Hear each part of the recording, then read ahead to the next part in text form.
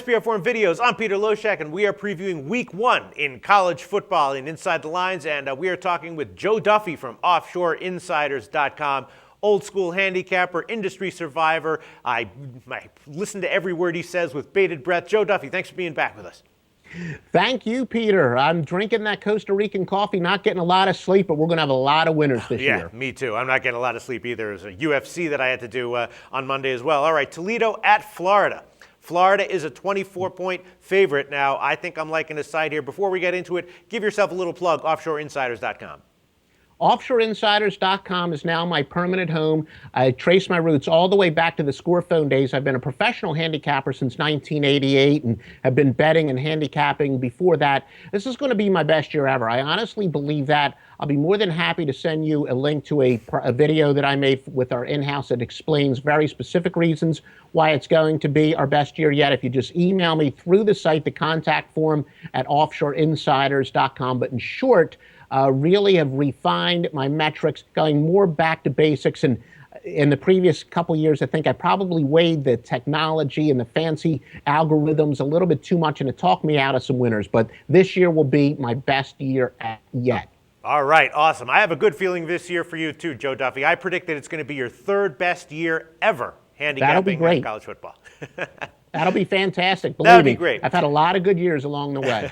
All right, let's start out Toledo and Florida. Florida, 24-point favorite. Now, Toledo, a quality MAC team. A lot of the things that made them good last year, they do return their offensive line. They might have the strongest offensive line in the MAC. They return a lot of their playmakers on defense. They do lose one of their quarterbacks.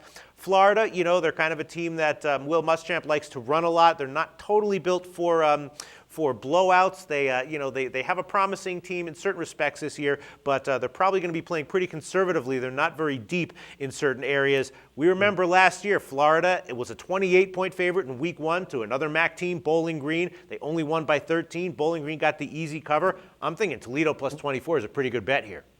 Yeah, the MAC has a long history of being a giant killer. They've given quite a few teams scares, whether it's on the traditional Thursday night games, and certainly this is the opening Thursday. Well, this is the opening weekend, but they've given some teams scares over the years. It's also a nice spot for Toledo in that it's a bad spot for Florida. Next week, they already have one of their toughest games of the year, and Florida's got a lot of tough games. They're in the SEC, but they have a horrible non-conference game against their in-state rival, Miami. A lot of people think that Miami's going to make yet another step under Al Golden. And the week after that, they play Tennessee. Now, granted, Tennessee hasn't been very good for the past few years, but it's a big emotional game for Florida, going way back to the Steve Spurrier era. Those two teams don't like each other. So if any team's ever going to overlook their first opponent, this would be the situation for it. And Toledo, as you said, they've got some great talent. Their top 5 receivers are back from last year, including the kid Reedy, who caught 88 passes last year, Bernard Reedy.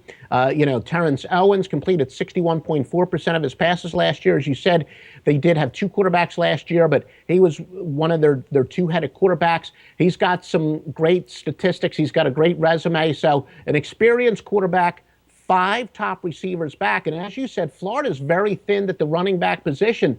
The guy who's probably going to start is Mac Brown, not the Mac Brown, a different Mac Brown, but he has 167 yards in his entire career rushing, and the guy behind him is a walk-on who played 6 games special team last year. So Florida's thin at the running back position right now because of some injuries.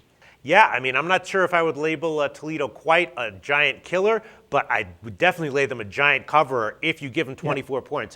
This is a classic situation. I don't think Florida has the motivation to get a margin win here, and I think Toledo probably will be fighting to the end. So can I assume that you like Toledo here plus 24, and if so, how much do you like it? It's very possibly going to be a wise guy play, which is my highest rated play. Yeah, Florida, I think they're going to be very conservative, try to build up a backup running game. I know their leading rusher, Jones, should probably be back for the big game against Miami. I don't think he's going to make any surprise appearance in this game because they want to save him for the next couple games, and then, of course, the SEC schedule ahead of that. So, yeah, it seems like way too many points here. You can put me down for the underdog. I agree with you, and I think it's probably going to close closer to 21, maybe 22 and a half, something like that. Wouldn't you agree? Yes, and yeah, the line is actually going up if I'm not mistaken.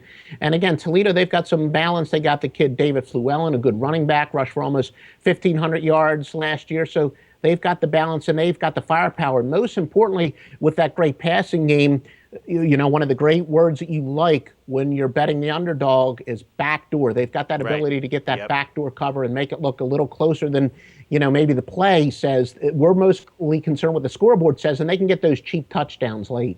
Absolutely, and I also like to hear when I'm taking a big underdog that the other team has a run-heavy offense, prefers a run-heavy style. All right, we're in agreement. Joe Duffy, Toledo plus 24 it is. Thanks.